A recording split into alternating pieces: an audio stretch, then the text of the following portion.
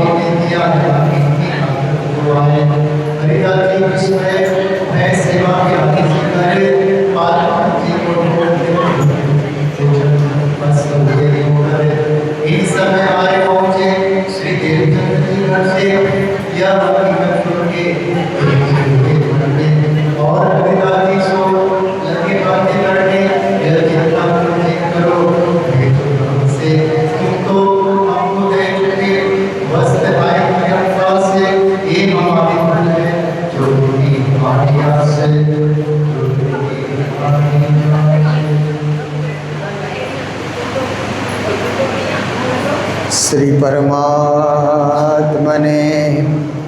नमः। श्री गुरु चरण कमलेभ्यो नमः। आनंदकंदं प्रभुदेवचंद्रं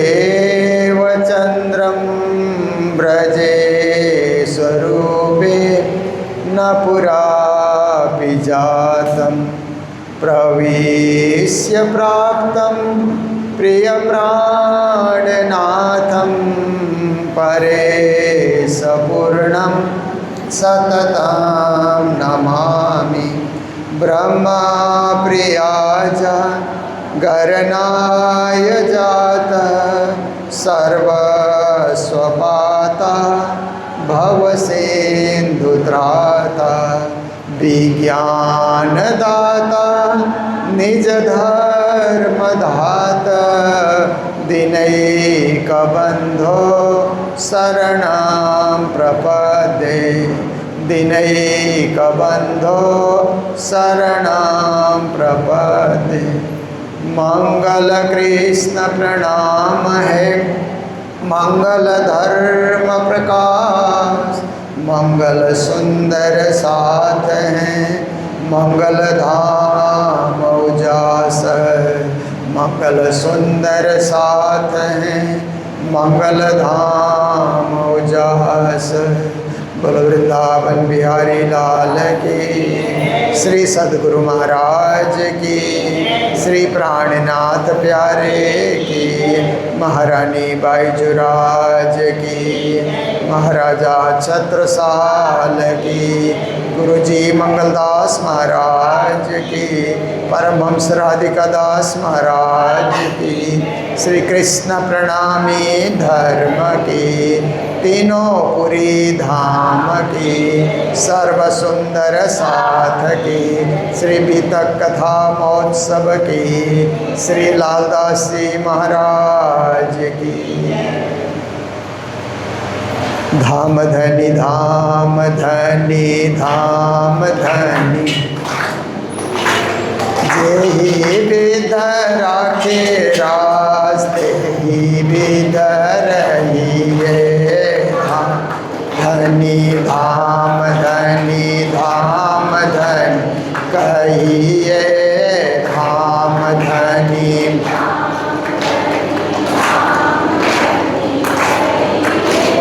जय विध राखे रास्ते ही विध रहिए।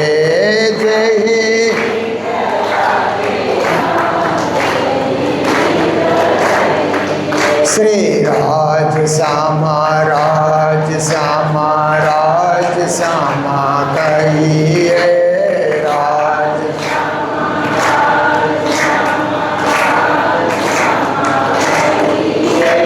राज श्यामा कहिए प्यारे सदा सुखी रहिए। राज श्यामा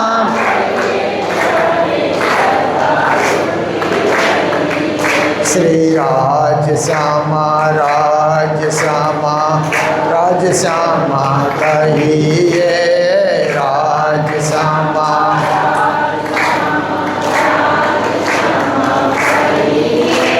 राज श्यामा कहिए प्यारे परम धाम जइए। राज श्यामा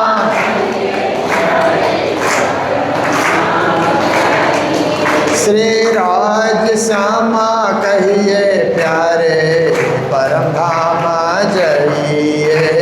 राज श्यामा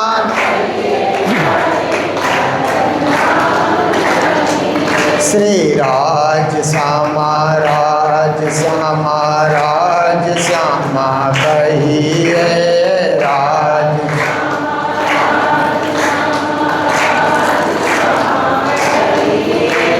जय विध राखे रास्ते ही विध रहिए। जय विध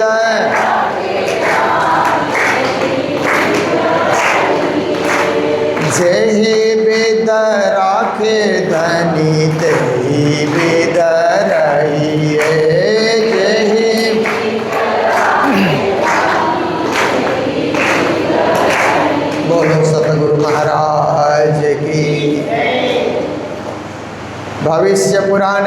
राज कहे जुगचार, बचन जो है व्यास के ताको करो विचार, ताको करो विचार।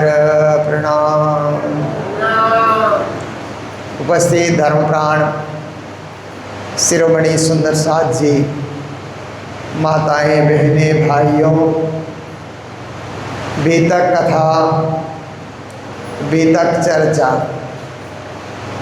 देखिए चर्चा और कथा में क्या अंतर है। जहाँ ज्ञान खंड होता है और जिसकी ज्ञान खंड की व्याख्या होती है उसको चर्चा कहा जाता है। जैसे वाणी चर्चा, उसमें ज्ञान ही ज्ञान है, उसकी व्याख्या होती है, व्याख्या को ही चर्चा बोलते हैं। फिर जहाँ इतिहास है, जैसे प्रभु राम का इतिहास है, प्रभु राम का चरित्र है, तो राम कथा कहते हैं ना। भगवान शंकर का जहाँ इतिहास है, उनकी कथा आती है, उन्होंने क्या क्या किया, तो शिव कथा, शिव पुराण, शिव कथा। और जहाँ कृष्ण की लीला है और कृष्ण का बचपन से लेकर के पूरी जीवनी जिसमें आती है, भागवत कथा, कृष्ण कथा। और जहाँ हमारे सदगुरु की और प्राणनाथ जी की पूरी जीवनी है, उसको बीतक कथा कहा जाता है। पर कुछ लोग कहते हैं कथा मत कहो, कथा का अर्थ है कहानी, क्योंकि उनको एक शब्द का एक ही अर्थ मालूम है।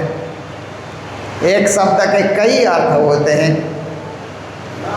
तो कथा का अर्थ है चरित्र, कथा का अर्थ है चरित्र, कथा का अर्थ है जीवनी, कथा का अर्थ है हिस्ट्री, कथा का अर्थ है उनका जन्म से लेकर के धाम गमन पर्यंत का जो वर्णन है, पूरी जीवनी है, पूरी लाइफ है, उसको कथा कहा जाता है। और महात्मा गांधी ने आत्मकथा लिखी ना, अपनी जीवनी खुद ही लिखी उन्होंने। बहुत सारे कवि दार्शनिक लोग भी ऑटोबायोग्राफी बोल के अपनी जीवनी खुद ही लिखते हैं। पर श्री प्राणनाथ जी और सदगुरु की जीवनी लालदास जी महाराज ने लिखी है, क्योंकि उनको आदेश हुआ कि तुम ये इतिहास लिखो, ये बीतक लिखो। तो उन्होंने सबसे पहले ये चौपाई लिखी, भविष्य पुराण में राजा कहे जुगचार, वचन जो है व्यास के ताको करो विचार। 18 पुराणों में से एक पुराण का नाम है भविष्य पुराण।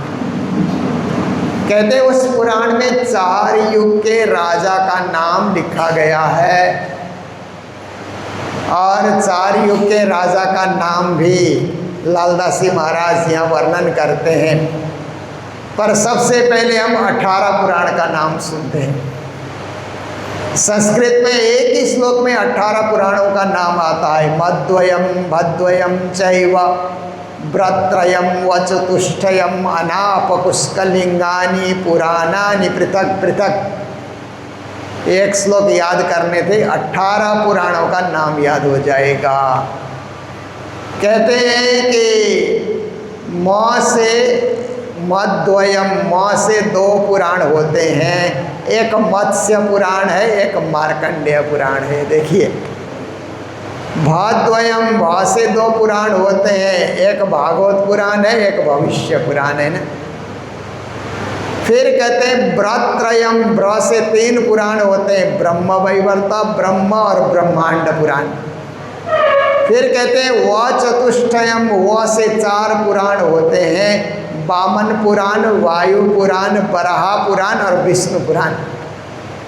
अनाप कहते हैं अ से 1 पुराण होता है अग्नि पुराण, ना से 1 पुराण होता है नारदीय पुराण, प से 1 पुराण होता है पद्म पुराण, कु से 1 पुराण होता है कूर्म पुराण, स्क से 1 पुराण होता है स्कंद पुराण, और फिर ल से 1 पुराण होता है लिंग पुराण। ये 18 पुराण के नाम आपने सुन लिए। एक ही श्लोक में 18 पुराण के नाम आ गए, कितनी खुशी की बात है। तो भविष्य पुराण की यह बात हो रही है, जिस पुराण में भविष्य का भी कथन किया गया है, भविष्यवाणी लिखी गई है। तो उसमें 4 युग के राजा के नाम है, तो मुख्य मुख्य राजा के नाम है, सबके नहीं है। राजा तो अनेक हो गए। कौन करता है किसको याद, मर जाने के बाद सूंघता कोई नहीं फूल मुरझाने के बाद। किसी एक कवि ने कहा, मरने के बाद कौन किसको याद करता है, याद उसी की जाती है जिसने दुनिया में कुछ किया हो। अच्छा किया हो उसको ज़्यादा याद किया जाता है, बुरा किया है उसको कम याद किया जाता है। पर अच्छे करने वालों को बार बार याद करना चाहिए ताकि हम अच्छे बन सकें। बुरा करने वाले को भी सुनना जरूरी है ताकि बुराई से हम बच सकें। उनके जैसे बुरा काम दुनिया में हमसे न हो, इसके लिए बुरा जो किया उसको भी हम थोड़ा सुने, और जिसने अच्छा किया है उसको तो हम ज़्यादा से ज़्यादा सुने, ताकि हम भी एक अच्छे इंसान, अच्छे मानव, अच्छे सुंदर साथ, अच्छे समाज से भी हम बन सकें। 17 राजा सतयुग में हो गए, तो यह उनका नाम आता है कि सबसे पहले कृत नाम के राजा हो गए, फिर कृतदत्त, मुस्कुंदवा, भैरवानंद, कंबो, हरनाकुश, प्रहलाद, बलिलोचन, बलिभुगत, लोचना बलि, बानासुर, कपिलाक्ष, कपिलभद्र, जरासरी, धूम्रऋषि, ये सतयुग के मुख्य मुख्य राजाओं के नाम आ गए। फिर त्रेता युग के राजा के नाम बताने जा रहे हैं कि 29 राजा त्रेता युग में हो गए हैं। उनका नाम है, प्रथम ब्रह्मा, फिर मारीच नाम के राजा हो गए, कश्यप, सूरज, तपछत्र, अक्षयभा, अरण्यभा, विश्वामित्र, महामंत्र, चिमन, भद्र, उद्वन, त्रिशंक, हरिश्चंद्र, रोहितास, मानधाता, सगर, आशामित्र, भगीरथ, दिलीप, रघु, अज, दशरथ, रामचंद्र, लव, अंतभान, कैलकी, बबरबान, सुदर्शन, अग्निवरण, ये त्रेता युग के 29 मुख्य मुख्य प्रमुख राजा के नाम हो गए। और द्वापर युग में 19 प्रख्यात राजा हुए हैं, उनका नाम आ रहा है। प्रथम इंद्र का नाम आता है, फिर चंद्रमा, पूर्वा, अय, निर्मोक्ष, संतनु, चित्र, विचित्र, व्यास, पांडु, अर्जुन, अहिवरन कुमार, शत्रनख, संतनु, बलिवान, निर्वाण, बलिचक्षु, परीक्षित और जन्मेजय। अब कहूँ 20 कलयुग के, 19 कहे द्वापर, 29 त्रेता के कहे, 17 सतयुग पर। अब कलयुग के राजा का नाम बताने जा रहे हैं, तो कहते हैं 20 राजा कलयुग में प्रख्यात हो गए, उनका नाम उच्चारण हो रहा है। पहले यदु नाम के राजा हुए, फिर अजयपाल, महिपाल, गंधर्वसेन, विक्रमादित्य, विक्रमाचक्र, भोज। इतना राजा होने के बाद भारत के ऊपर मुगलों ने आक्रमण किया, विदेशी शासक यहाँ पर आ गए, और विदेशी शासक आने के बाद गौरी पातशाह, सुल्तान अलाउद्दीन, नसरुद्दीन, मोहम्मद, बड़ा मोहम्मद, सुरखा, तैमुरलिंग, बाबर, हुमायूं, अकबर, सालिम शाह, शाहजहां, औरंगजेब, ये मुगल बादशाह हो गए। तो औरंगजेब तक का नाम आ गया। तो कहते हैं ताव पर औरंगजेब कलयुग के नाम, आगे अवतार होएगा बुद्ध कल की सठाम। भविष्य पुराण में लिखा गया है कि जब औरंगजेब का शासन चलता रहेगा तो निष्कलंक विजयाभिनंद बुद्धावतार का आगमन होगा, ऐसा लिखा है। ये प्रमाण भविष्य पुराण से लेकर के प्राणनाथ जी के उदय का, प्राणनाथ जी के आगमन का परिचय लालदास जी महाराज दे रहे हैं। तो फिर कहते हैं महामति कहे साथ जी शास्त्र कहे यूं कर रहा, आगे अपनी बितका सो लीजिए चित्त धर्रा। कहते हैं अभी तो आपको शास्त्रों की बात बताई, अब अपनी बात बताई जाएगी, वो चित्त दे करके आप सुनो। तो अपनी बात क्या है, परम धाम की बात है ना। ये राजा रोज तो राज करते रहे, पर इन राजाओं के राज्य में ब्रह्म सृष्टि का आगमन कैसे हुआ। जैसे उग्रसेन के राज में कंस भी राज बना, उस समय भी तो परब्रह्म परमात्मा श्री कृष्ण आए, गोपियाँ आई, ब्रह्म सृष्टि का आगमन हुआ, तब कौन राजा राज कर रहे थे, ये भी जानना जरूरी है। और इधर जो है बाबर के राज से ही सदगुरु श्री देवचंद जी महाराज का आगमन हुआ, ब्रह्म सृष्टि आई। और औरंगजेब के राज के समय में श्री प्राणनाथ जी महाराज ने व्यापक रूप से धर्म का प्रचार किया। ये अपनी बीतक है, ये चित्त दे करके सुनो, ऐसा लालदासी महाराज का कहना है। तो आप देखिए कि संसार में आने से पहले हम कहाँ थे, एक रहस्य है। संसार छोड़ने के बाद हम कहाँ जाएंगे, ये भी एक रहस्य है। आप देखिए बहुत सारे सावन महीने में वो कावड़ लेकर के दौड़ दौड़ करके शिव जी को जल चढ़ाने के लिए जा रहे हैं ना। एक बार आप उनको पूछिए संसार में आने से पहले आप कहाँ थे, बोलेंगे मुझे फुर्सत नहीं है अभी, कावड़ चढ़ाने दो। संसार छूटने के बाद कहाँ जाओगे, थोड़ा ज्ञानी व्यक्ति होगा तो बोलेगा संसार में आने से पहले हम शिवलोक में थे, संसार छोड़ने के बाद शिवलोक में ही जाएंगे, भगवान शंकर के चरणारविंद की प्राप्ति करेंगे। जो राम भक्त होगा वो यही कहेगा कि हम साकेत लोक में थे और अंत में भी साकेत लोक में जाएंगे।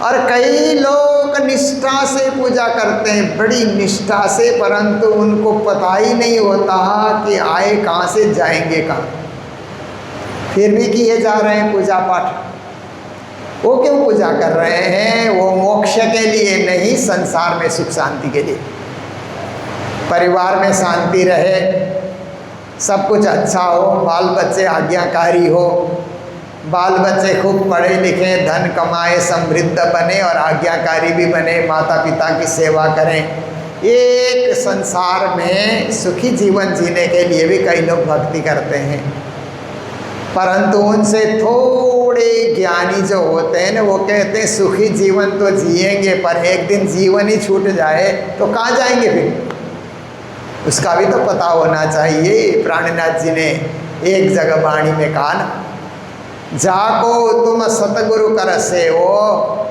ताको इतनी पूछो खबर रहा, ए संसार छोड़ चलेंगे आपन तो कहाँ है हमारा घर। जिसको आप सदगुरु कह करके पूज रहे हो और उनके आदेश का भी पालन कर रहे हो, एक बार उनसे पूछो संसार छोड़कर जाएंगे तो आत्मा कहाँ को जाएगी, हमारा घर कहाँ है, आत्मा का घर, आत्मा का मूल ठिकाना, मूल मुकाम।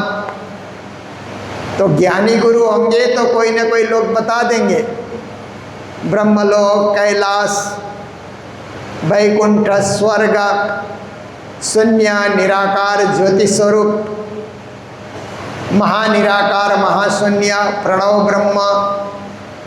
पर कई गुरु लोग बोलते हैं कि ये सब जो है आपकी साधना से ही प्राप्त होने वाली चीज़ है, इसीलिए बताने की ज़रूरत नहीं है, आप साधना में लगे रहो।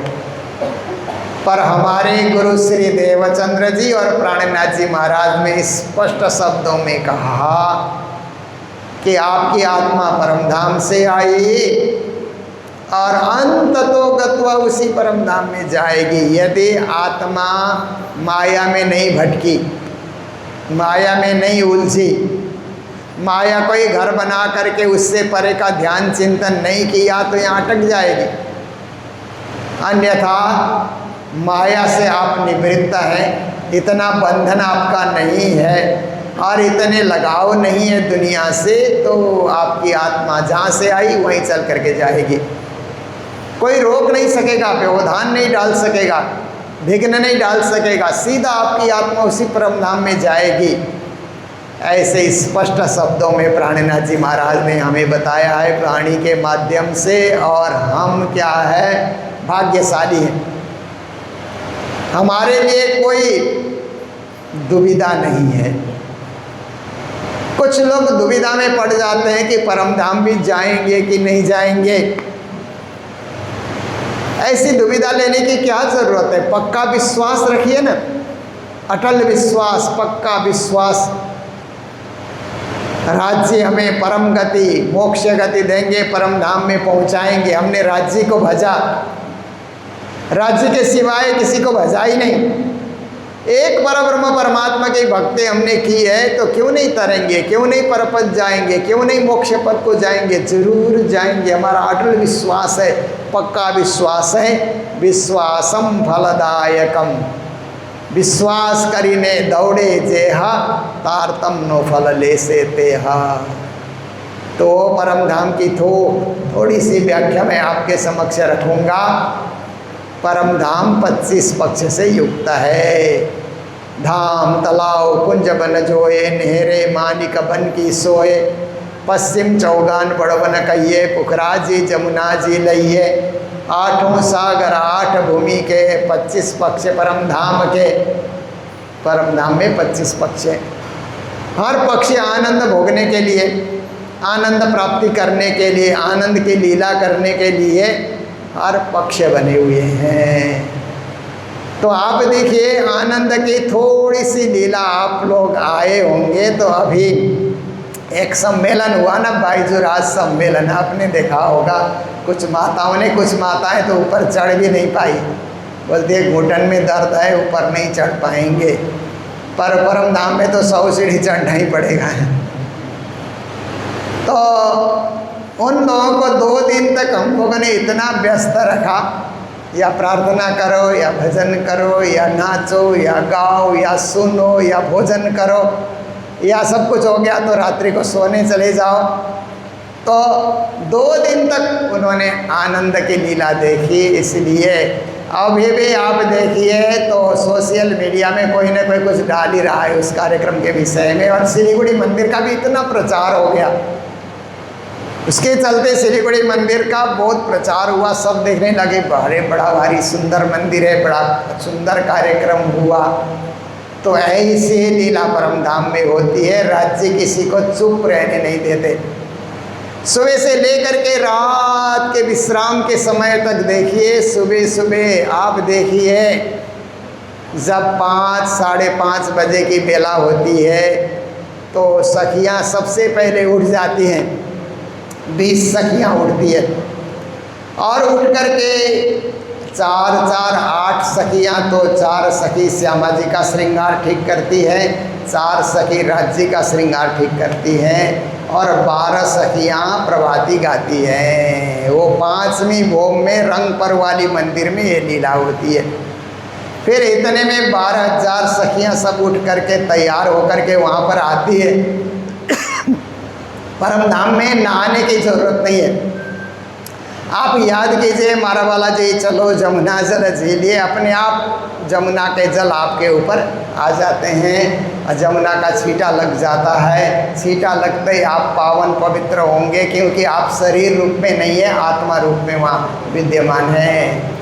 उसके बाद सब सखियाँ आती है तो फिर इंद्रावती सखी आरती साज करके ले आती है। फिर सब मिल करके सुख को निधान, जय सुख को निधान, मंगल आरती सुख को निधान, उठी बैठे सेज्या श्रीराज, संग अर्धांग ले लिए लाज, ये गाते हुए बड़े प्रेम के साथ राजश्यामा की आरती उतारी जाती है। आरती उतारने के बाद आप देखिए, जैसे हम लोग परिक्रमा गाते हैं ना आरती उतारने के बाद, ऐसे ही परम धाम में भी परिक्रमा शुरू होती है। तो राजश्यामा सिंहासन से सेज्या ही सिंहासन का रूप लेता है। उस सिंहासन से उतर करके धीरे धीरे चलते हैं, सखियाँ उनके पीछे पीछे गाते बजाते चलती हैं। तो 5वीं भोम से उतर करके चौथी भोम से उतर करके 3री भोम, क्योंकि वहाँ तो इच्छा से भी जा सकते हैं परंतु चल के जाने में आनंद आता है। जैसे आप देखिए कई जगह लिफ्ट लगे हुए रहते हैं, फिर भी आप सीढ़ी से चढ़ते हैं ना, सीढ़ी से चढ़ के जाने में आनंद आता है, स्वास्थ्य भी ठीक रहता है, ऐसा दुनिया में सोचा जाता है। परम धाम में भी इच्छा से राज्य कहीं के कहीं प्रकट हो सकते हैं, परंतु वो जो सीढ़ियाँ सुंदर सुंदर बनी है वहाँ से उतरना और गाते हुए सखियाँ साथ साथ में चलना, 3री भोम के बरामदे में आ जाना जिसको पड़साल कहा जाता है, और वहाँ आकर के चांदनी चौक में जो रंग महल के आगे चांदनी चौक में जात जात के पशु पक्षी दर्शनों के लिए वहाँ पर आए हुए हैं। सुबह सुबह उनको दर्शन देना, राजश्यामा दोनों वहाँ पर दर्शन देते हैं। बरामदे में खड़े होकर के कठड़े से लग कर के दर्शन देते हैं और सारे पशु पक्षियों को आनंद आता है। पीऊ पीऊ धनी धनी तू ही ऐसी आवाज़ उच्चारण करते हुए राज्य से नूर प्राप्ति करते हैं, राज्य से चैतन्यता प्राप्ति करते हैं और राज्य के दर्शनों से अमृत पीने का अनुभव करते हैं। उसके बाद फिर आप देखिए कि श्री राजश्यामा जी अब वहाँ पर फिर क्या है, आने के बाद मारा वाला जी चलो जमुना जल झीलिए। जमुना जाना नहीं पड़ता है। जमुना जी के जल उछलने से जल की बूंदें अपने आप ही वहाँ आकर के गिरने लगती है, स्वयं वह स्नान हो जाता है। सखियाँ तो सेवा में खड़ी है, सबका स्नान हो जाता है। उसके बाद आप देखिए चलो सखी सुंदर बरजने निरखिए, श्यामा जी ने जोई जोई मन रखी है। ये सुंदर हुए ना, उस समय चंदन चढ़ाने की लीला, राज्य के श्रृंगार करने की लीला इत्यादि, चार चार सखियाँ श्रृंगार करावे, इस पर श्रृंगार वहाँ पर श्रृंगार की लीला होती है। ये थोड़ी विशद है, मैं संक्षिप्त में आपको बता रहा हूँ। उसके बाद फिर क्या होता है कि बाल भोग ग्रहण करने की लीला होती है। तिजी बोम की जो पड़साल ठौर बड़े दरवाजे विशाल धनी आवत है उठी प्रात बनसी चतमृत गात, ये बाल भोग है ना, बाल भोग ग्रहण कराने की लीला होती है। फिर इतना होने के बाद फिर नौरंग बाई का नृत्य शुरू हो जाता है, तो नृत्य देखने की लीला चलती है। और नृत्य देखने के लिए दक्षिण के तरफ उस बरामदे में उत्तर की ओर मुंह करके राजश्यामा जी बैठते हैं और रंगमहल के दीवाल के तरफ श्यामा महारानी का आसन होता है सिंहासन में, और इधर जो 7 वन है उस तरफ जो है कठड़े के तरफ राज्य का आसन होता है, राज्य विराजमान होते हैं। नौरंग बाई का नृत्य चल रहा है, 300 सखियाँ नाच रही है, 12,000 सखियाँ देख रही है, राजश्यामा जी भी नृत्य को देख रहे हैं। ऐसी स्थिति वहाँ होती है। उसी समय अक्षर ब्रह्मा अक्षरधाम से उठ करके और वो चल करके राज्य के दर्शनों के लिए आते हैं।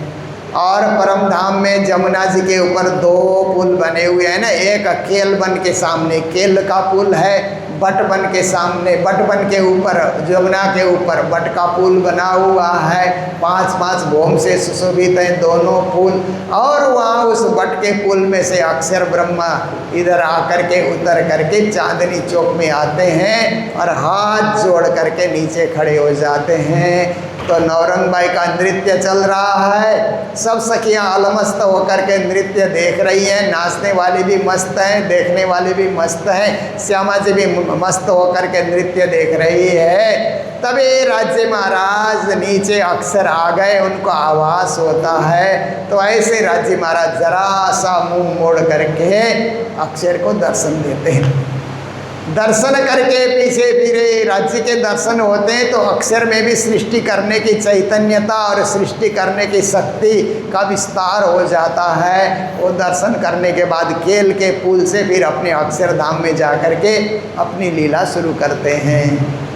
फिर उसी समय क्या होता है कि वहाँ पर एक सखी का नाम है हरखबाई, उनके साथ 300 सखियाँ हैं, क्योंकि परमधाम में तो 12,000 सखियाँ तो 40 युद्ध में बांटा गया है ना, 40 सखियों का एक युद्ध होता है और उस युद्ध को संभालने वाली सखी को युद्धपति सिरदार कहा जाता है।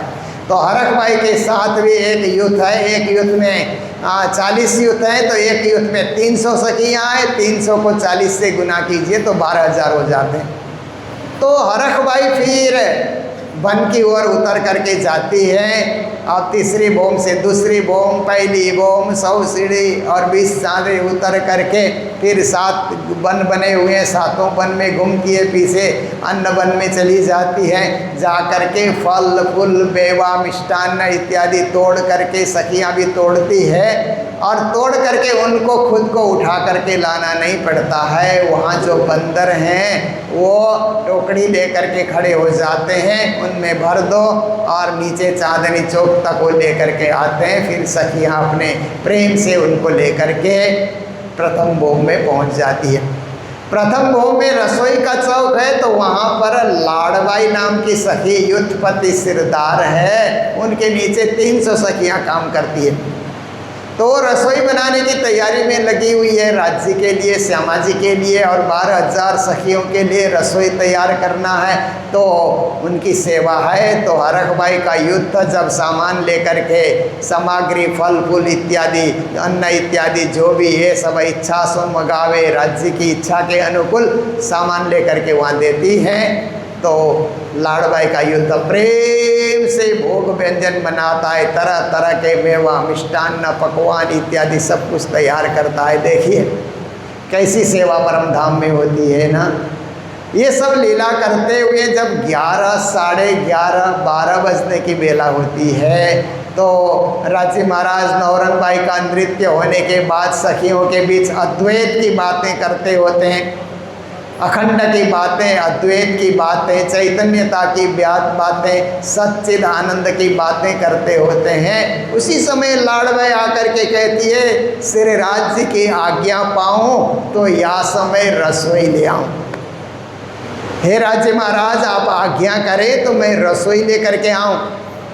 श्री धनी जी आज्ञा करी। राज्य कहते हैं लाओ, समय हो रहा है। ऐसा राज्य महाराज जब आज्ञा कर देते हैं तो 300 सखियाँ अब प्रथम भोम से दूसरी भोम, दूसरी भोम से तीसरी भोम, तीसरी भोम से पलसार तक आना है, तो सखियाँ ऐसे खड़ी हो जाती है। और एक ले चली साग कटोरी, तापे छीन ले चली दूसरी, तीन थे झोट ले चली तीसरी, चौथे वापे तेले दौरी, जो कदी छिन लेते हैं जिन पे पर रोस न काऊँ किन पे।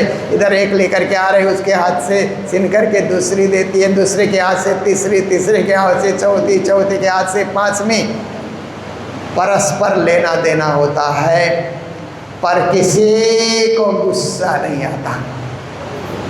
संसार में तो गुस्सा कितनी जल्दी आ जाता है ना, फट से गुस्सा आ जाता है, पर परम धाम में गुस्सा आता ही नहीं, क्योंकि परम धाम तो सच्चिद आनंद का देश है।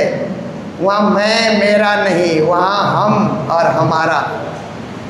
जहाँ मैं मेरा होता है ना, वहाँ खींचातानी होती है। और हम और हमारा, हमारे राज्य, हम राज्य के, हमारा परम धाम, हमारी 12,000 सखियाँ, बड़ा प्रेम है उनमें, आपस में मिलजुल करके फिर राज्य महाराज को भोग धराते हैं।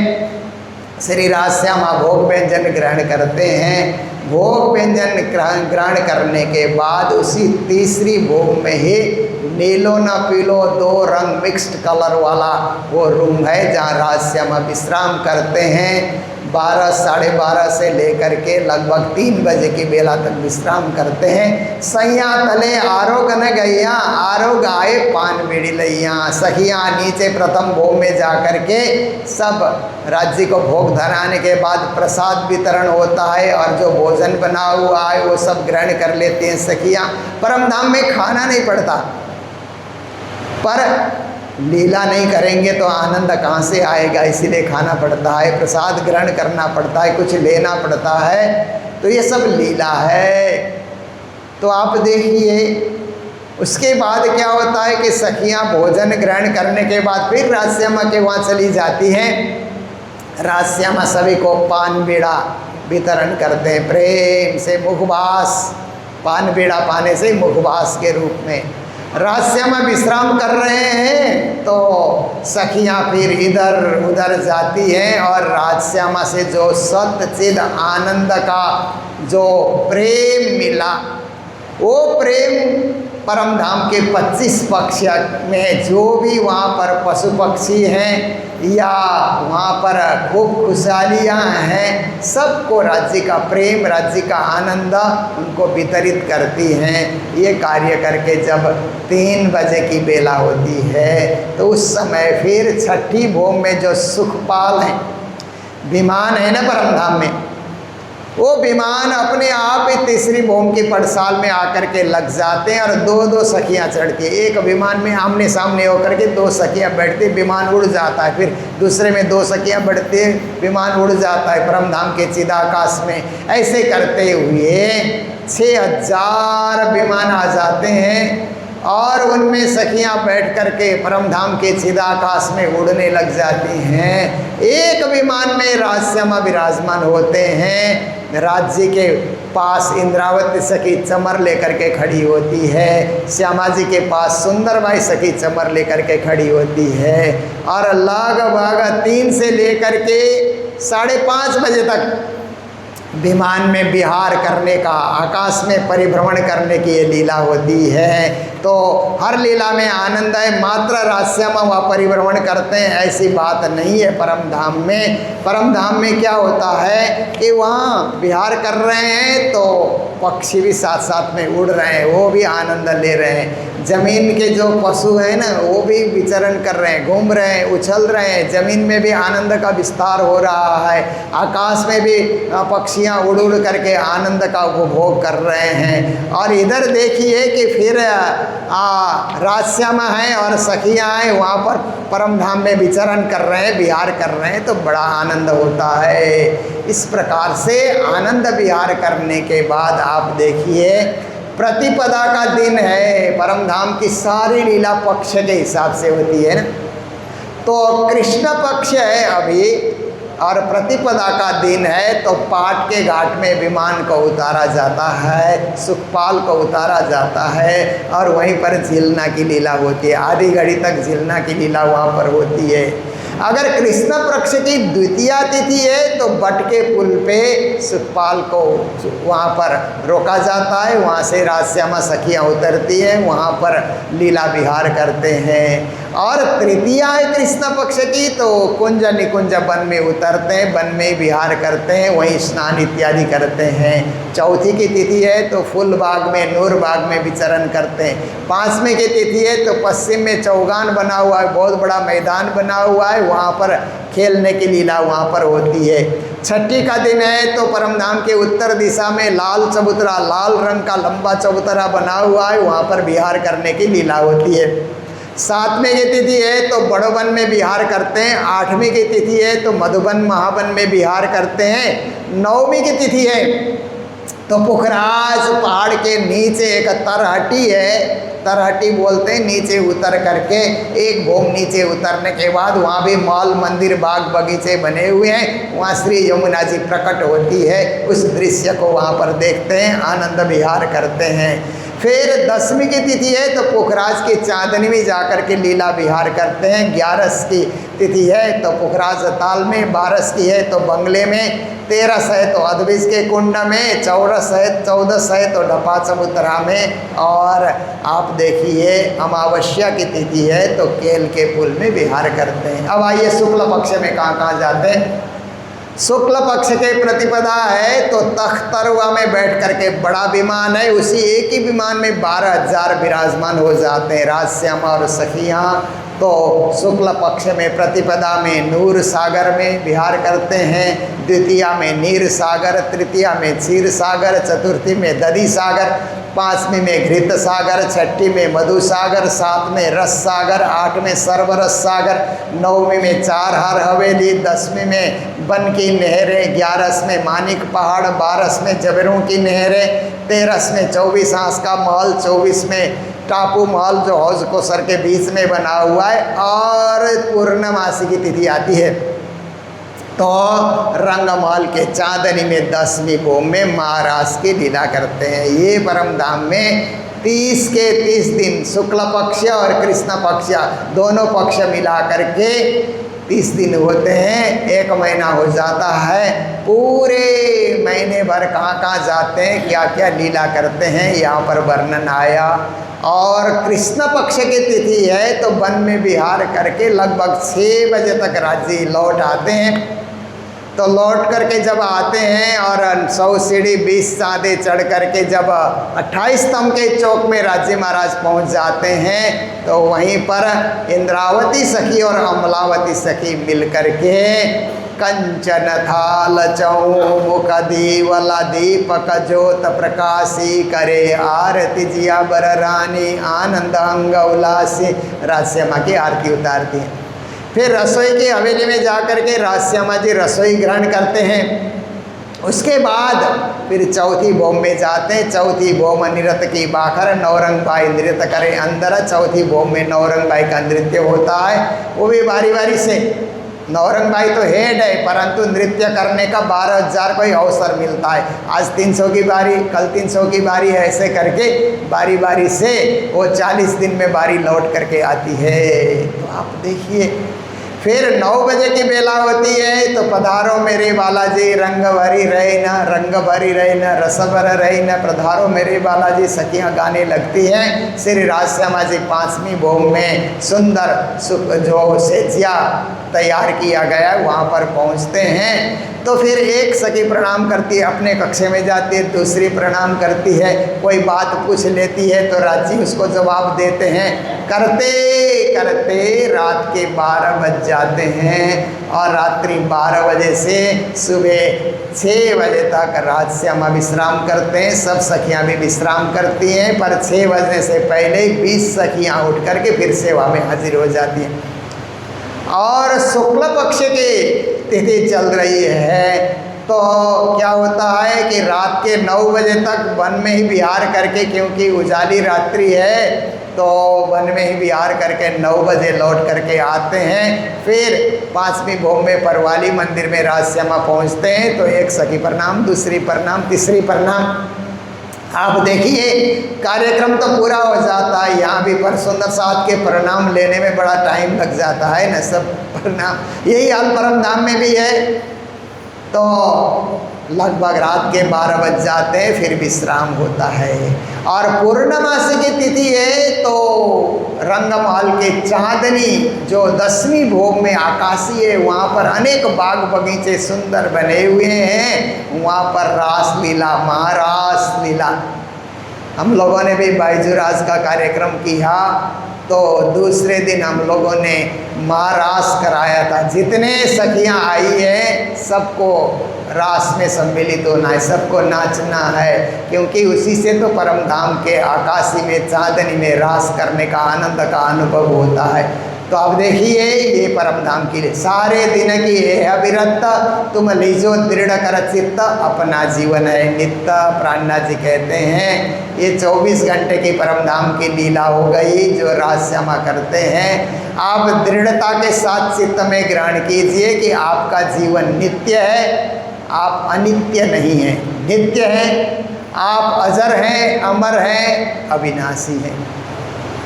तो सखियों ने 30 दिन के 24 घंटे के लीला में सम्मिलित सखियों ने राज्य को कहा कि राज्य महाराज ये जो लीला आप दिखा रहे हैं शुक्ल पक्ष कृष्ण पक्ष 30 दिन में फिर से लौट लौट करके जो लीला होती है, सदा आनंद और नित्य विहार तो हो रहा है, पर इसके अतिरिक्त भी और कोई लीला है क्या? और नई लीला दिखाइए ना। नई लीला दिखाने की हमें देखने की इच्छा हो रही है, कुछ तो हमें नई लीला दिखाइए। तो राज्य महाराज ने कहा नई लीला देखनी है सो तो अक्षर की लीला है, परम धाम से परे की लीला वही बाकी है। बनना और मिटना, जन्म लेना और मरना, दुख द्वंद्व में पड़े रहना, लड़ना और झगड़ना, मेरा और तेरा, आना और जाना, ये लीला है बाकी। तो अक्षर के दर्शन रोज राज्य अक्षर को दर्शन देते थे। आज के दिन राज्य महाराज ने हट करके दर्शन दिया जरा सा, तो श्यामा जी को भी अक्षर के दर्शन हो गए। फिर 12,000 सखियों ने भी देखा श्यामा जी क्या देख रहे हैं, वो भी उठ उठ करके देखने लगी। तो कठेड़ा से देखती है तो एक बाल पुरुष खड़े हैं। कौन है ये? मेरे ही बाल स्वरूप हैं और सामने जो अक्षरधाम है वहाँ रहते हैं। ये क्या लीला करते हैं? बनाने और मिटाने की लीला करते हैं। बनना और मिटना क्या होता है? वही तो संसार की लीला है। हमें दिखाइए ना राज्य महाराज, अक्षर जो लीला करते हैं वो लीला हमें भी दिखाइए। तो फिर मने किए हमको 3 बेरा, तब हम मांग्या फेरा फेरा फेरा। राज्य महाराज ने 3 बार मना किया, परंतु सखियों ने कहा दिखाइए दिखाइए, हम देख कर रहेंगे, जरूर देखेंगे। ऐसे करके सखियों ने बार बार आग्रह किया। तो आग्रह करने के कारण क्या होता है कि अब जगत में उतरने की लीला प्रारंभ होती है। इसको अवतरण लीला कहा जाता है, संसार में उतरने की लीला। पर आज के दिन एक कार्य हमारे सामने और है, और 5 बजे हमें वहाँ उपस्थित होने के लिए जाना है। हमारे अति प्रिय, अति धर्मनिष्ठा और मंदिर की सेवा में सारा जीवन लगाने वाली माता जी सावित्री देवी, जो सारे बीतक में पूरा दिन मंदिर में रह करके अपने बहनों को साथ में रख करके पारायण पढ़ाना, मंदिर की सेवा करना और तीर्थों में उन सबको ले करके जाना, लीडरशिप भी करती थी। पद्मावतीपुरी धाम ले करके जाना, मंगल धाम ले करके जाना, और जगह ले करके जाना। उन्होंने धर्म की बड़ी सेवा की। और गुरुजी मंगलदास जी महाराज के समय में उनके हाथों से उनकी जागनी हुई थी। तो एक बार गुरु महाराज ने कहा कि सावित्री बाई, तुम सबको समझाना, जागनी करने में सहयोग करना, और अगर मेरे आने में कभी देरी हुई, कहीं से मैं बम्बई से आऊँ या कालिम्पोंग से आऊँ और कई जगह प्रचार करके मैं आऊँ, तो ये झोली तुमको दे रहे हैं, कंठी दे देना, तारतम हम आकर के सुना देंगे। इतना भी अधिकार गुरुजी ने उनको दिया था। ऐसी माता जी बड़ी लंबी उम्र तक हम सब के साथ रही, और जब भी हम लोग मिलने जाते थे तो बोलते कोई बीमारी नहीं है मेरी, कोई दवाई नहीं लेती हूँ, और घर में सब लोग बहुत, बहू भी सेवा करती है, बेटा भी सब सेवा करते, मुझे कोई दुख नहीं है। ऐसे करके वो बोलती थी। खुशहाल रही, खुश मिजाज रही, जब तक शरीर ने साथ दिया, मंदिर में आती रही। और यहाँ बीतक में कौन बीतक करने आ रहा है पहले से पूछ लेती थी। तो हम नाम बता दें तो बोलना अच्छा से अच्छा कथाकार को भेजना। ऐसे करके खूब पूरा बीतक सुनाए, उनको बड़ा ध्यान रहता था। ऐसी माता जी आज के दिन हम सबको छोड़ करके अपने परम धाम की यात्रा में चली गई, राज्य के चरणों में चली गई। और उनको दिन भी कितना अच्छा मिला, जो बीतक के दिनों के लिए समर्पित थे, और बीतक के दिनों में राज्य ने उनको अपने चरणों में बुला लिया। सौभाग्यशाली रही माता जी, जब तक रही तब तक भी सुंदर साथ को नेतृत्व देती रही, सब सुंदर साथ का स्नेह उनको मिला। और आज गई तो भी उनकी विदाई के लिए अब सब सुंदर साथ वहाँ पर पहुँचेंगे। ऐसी घड़ी में माता जी का जाना हुआ। तो जो भी संसार में उतरने की लीला है परम धाम से, ये मैं कल आपको अच्छी तरह से बताऊंगा। जो वाणी में लिखा है, बीतक में जो वर्णन आता है, वो आप सबके समक्ष सुंदर शब्दों में आपके बीच रखा जाएगा। तो यहाँ कल मैंने आग्रह किया था कि यहाँ भोग भंडारे की सेवा, भोग की सेवा होनी चाहिए सुंदर साथ की ओर से। तो कल तिलकदास शर्मा परिवार की ओर से हमें सेवा मिली थी। आज की सेवा श्री शरण छेत्री जी और गीता छेत्री जी, जो दोनों यहाँ पर आए हैं, हाथ जोड़ करके दोनों जने खड़े होकर के हाथ जोड़ेंगे तो सबसे परिचय हो जाएगा। ये काली जोड़ा के सुंदर साथ हैं, पर अब सिलीगुड़ी रहते हैं, बरसों से सिलीगुड़ी रहते हैं, और यहीं रह करके धर्म का कार्य और सेवा का कार्य सब ये करते रहते हैं। बहुत ही धर्म प्रेमी हैं, दोनों ही धर्म प्रेमी हैं। और गीता जो है वो तो आश्रम में ही, बचपन से आश्रम में ही उन्होंने पढ़ लिख करके इस परिवार में विवाह होकर के आई हैं। तो उनकी ओर से ये सेवा हमें मिली है। और मैंने आग्रह किया था कि सुंदर साथ भी लिखाएं, तो कल के लिए श्री किशोर घिमरे जी और शोभाश्री जी उन्होंने सेवा लिखाई है। और 8 तारीख को रमेश जी मंजू देवी डालमिया की ओर से है। और फिर 6 तारीख को, 7 तारीख को अरुण जी, वनीता जी गिरी, उनकी ओर से सेवा आई है। और 8 तारीख को सुशीला अग्रवाल बेंगलोर सेंटर की ओर से हमें सेवा मिली है। 9 तारीख को नीरू शर्मा जी की ओर से सेवा मिली है। 10 तारीख को शांति शर्मा जी की ओर से सेवा मिली है। और 17 तारीख को अंजनी लता अग्रवाल की ओर से सेवा आई है। आप सब बच गए हों और सेवा देना बाकी हो तो आप ज़रूर हमको लिखाएं।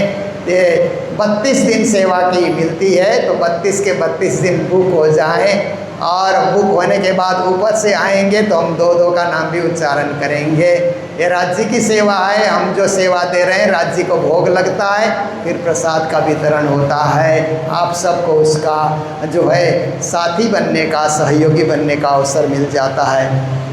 तो इन्हीं शब्दों के साथ, क्योंकि हमको वहाँ जाना है 5 बजे, तो मैं चौपाई दोहराते हुए अभी के प्रसंग को विराम दे रहा हूँ। बोलो सतगुरु महाराज की, श्री प्राणनाथ प्यारे की, सर्व सुंदर साथ की। श्री महामति कहे साथ जी, शास्त्र कहे यूं कर, आगे अपनी बितका, सो लीजे चित्तधार, सो लीजे चित्तधार। बोलो श्री प्राणनाथ प्यारे की, श्री धाम के धनी की, श्री बीतक कथा महोत्सव की प्रणाम।